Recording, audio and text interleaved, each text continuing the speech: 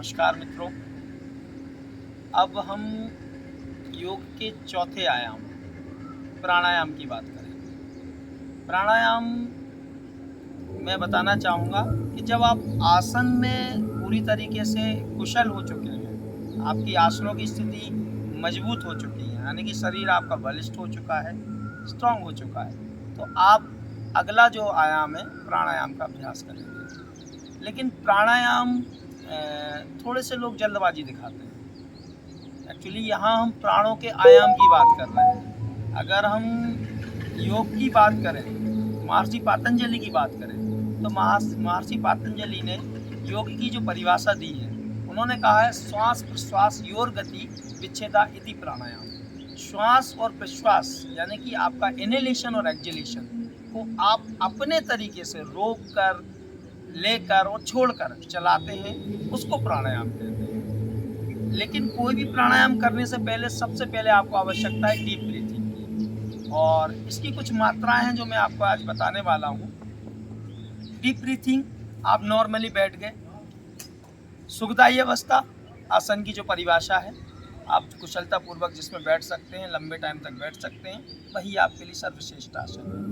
तो deep breathing के लिए आप 8 तक गिनती करते हुए इनहेल कीजिए,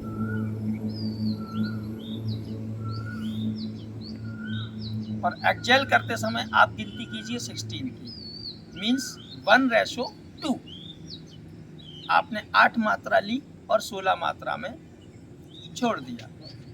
और इसी तरीके से जब आप इसमें पारंगत हो जाएं, बिना थके बिना उसको, तो फिर हम इसी चीज को अगले क्रम में करेंगे। अब इस बार आपको 1:1:2 यानी कि 1 अनुपात यानी कि 8 की मात्रा में आपको सांस लेना है। 8 की मात्रा गिनते हुए आपको सांस को अंदर ही रखना है, और 16 की मात्रा करते हुए आपको सांस को छोड़ देना है। ये पहला स्टेप हुआ प्राणायाम का। दूसरा स्टेप है, आपने 1 अनुपात में सांस ली और 2 अनुपात तक आपने रोका और 2 अनुपात में सांस को छोड़ दी। जो अगला तीसरा स्टेप है, इसमें आप 1 अनुपात में सांस लेंगे, 3 अनुपात तक रोकेंगे और 2 अनुपात में छोड़ देंगे। मीन्स अगर आपने 8 की गिनती करते हुए सांस ली है, तो आप 24 की गिनती तक सांस रोकेंगे और 16 की गिनती करते हुए सांस को छोड़ देंगे। जो फाइनल स्टेज है, जो रियल में जहाँ पर प्राणायाम जिसको हम कुंभक कहते हैं, वो 1:4:2 है। लेकिन इस स्थिति में आने के लिए आपको समय लगेगा। तो सबसे ज़्यादा जरूरी है डीप ब्रीथिंग। आंखें बंद कीजिए, आप इनहेल कीजिए, उस इनहेलेशन को महसूस कीजिए और देन एक्सहेल कीजिए। काउंटिंग आपने 8 की काउंटिंग की इनहेल करते हुए और 16 की काउंटिंग की एक्सहेल करते हुए। तो ये आपकी, मैं ये कहूँगा कि आपकी ये नर्सरी क्लास होगी। 3। तो इस अनुपात को, ये थोड़ा कठिन विषय है, लेकिन ये जो बड़े योगाभ्यास की, लेकिन मैं हमेशा से यही कहता हूँ कि शुरुआत सही होना चाहिए। अगर शुरुआत हमने गड़बड़ की, तो मैं सबसे ज़्यादा जोर देता हूँ डीप ब्रीथिंग पर। आप गहरी गहरी सांसें लीजिए, उस सांस को आप महसूस करते हुए, गिनती करते हुए लीजिए। जब आप एक्सहेल करते हैं तो उसको गिनती करते हुए एक्सहेल कीजिए। और कुंभक के बारे में तो मैं आपको आगे बताऊंगा कि जो सांस रोकने का और छोड़ने का जो तरीका, ये कठिन विषय है, अपने आप लोग शुरू नहीं करेंगे। तो हम योग के प्राणायाम के बहुत सारे प्राणायाम हैं, जैसे कि अनुलोम विलोम प्राणायाम है, भ्रामरी, शीतली, शीतकारी, भस्त्रिका। तो ये कई हमारे जो मुनि श्री रहे हैं, जिन्होंने अपने अपने तरीके से अपनी जो उनकी ज्ञान था, उस ज्ञान के आधार पर सूर्य भेदी प्राणायाम, चंद्र भेदी प्राणायाम, तो आवश्यकता अनुसार बहुत सारे प्राणायाम हैं। लेकिन जो अभी सबसे ज़्यादा जो प्रगति में और पॉपुलरिटी में आया, वो है अनुलोम विलोम प्राणायाम। तो अनुलोम विलोम प्राणायाम कैसे करते हैं, मैं एक बार उसकी स्थिति आपको बता देता हूँ। सर्वप्रथम आसन, हमेशा हम अगर ध्यानात्मक आसन लगाते हैं, ध्यानात्मक मतलब एक तो हमारा ये इस आसन को हम कहते हैं शुकासन। जिन भी प्राणियों को पद्मासन लगाना नहीं आता, वो इस आसन में आराम से बैठ के अभ्यास कर सकते हैं। इसको शुकासन कहते हैं, और या हम सादा भाषा में गए तो आलती पालती मुद्रा। ये आप इसको ज्ञान मुद्रा बना लीजिए। इस मुद्रा स्थिति में बैठकर दाहिने हाथ के पास जो अंगूठे के पास की उंगली है उसको फोल्ड कीजिए, दूसरी उंगली है उसको भी फोल्ड कीजिए। अब हमारे पास ये दो जो उंगलियां, ये मुद्रा हमारी प्राणायाम मुद्रा बनेगी। तो हम सबसे पहले दाहिनी नासिका को अंगूठे से बंद करेंगे। अच्छा, दाहिनी नासिका को अंगूठे से ही क्यों बंद करेंगे? इस वाली उंगली से क्यों बंद नहीं करते? हमारी दाहिनी नासिका जो है इसको हम सूर्य नाड़ी कहते हैं और अंगूठा भी सूर्य को बिलोंग करता है, और दूसरी जो है हमारी जो उंगली है और बाईं नासिका है वो चंद्र नाड़ी है, और हमारी ये वाली उंगली चंद्रमा को बिलोंग करती है। तो सूर्य से सूर्य को बंद करेंगे, चंद्र से चंद्र को बंद करेंगे।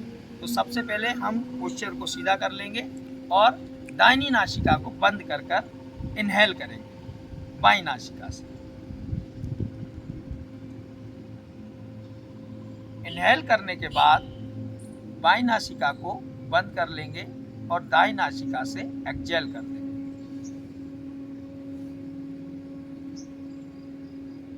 अब दाहिनी नासिका से हमने एक्सहेल किया था तो उसी से हम फिर इनहेल करेंगे।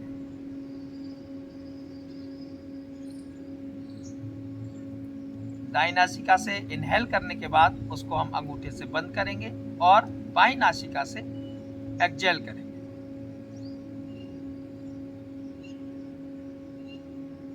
तो ये क्रम निरंतर चलता रहेगा। बाईं से सांस लेना है, दाहिनी से छोड़ना है, दाहिनी से सांस लेना, बाईं से छोड़ना है। बस ये ध्यान रखें, कई लोग क्या करते हैं, कुछ लोग, ऐसा कुछ भी नहीं है। स्वतः क्रिया है, वायु का आने जाने का जो प्रवेश है वो स्वतः क्रिया है। इसको कहीं किसी प्रकार के किसी झटके की या किसी दबाव से खींचने की जरूरत, आराम से पूरे लंग्स में फील करेंगे, है ना। फेफड़ों के अंदर इनहेल हो रहा है ना, और फिर वहीं से एक्सहेल हो रहा है, तो इसको हम फील करेंगे। और जो मुद्रा है, मुद्रा से नाक को भी हम आड़ी टेढ़ी नहीं होने देंगे, बिल्कुल हम सीधी रखेंगे। सिर्फ अंगूठे से नाक के छिद्र को बंद करना है ताकि इनहेलेशन प्रॉपर बाईं से हो जाए, बाईं को बंद करना है ताकि इनहेलेशन प्रॉपर दाहिनी से हो जाए।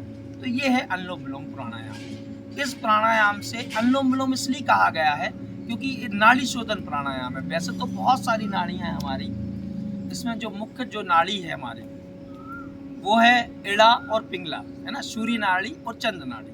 और तीसरी जो हम जिसको बोलते हैं आध्यात्मिक नाड़ी है, उसके बारे में हम आगे पढ़ेंगे।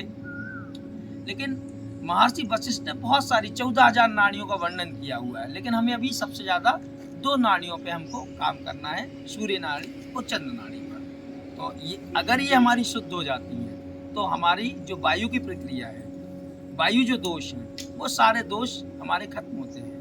और प्राणायाम निश्चित रूप से मानसिक स्तर पर हमें बहुत शीतलता प्रदान करता है। इसलिए अनुलोम विलोम का अभ्यास कीजिए, लेकिन उससे पहले अभ्यास की आवश्यकता आपको डीप ब्रीथिंग की है।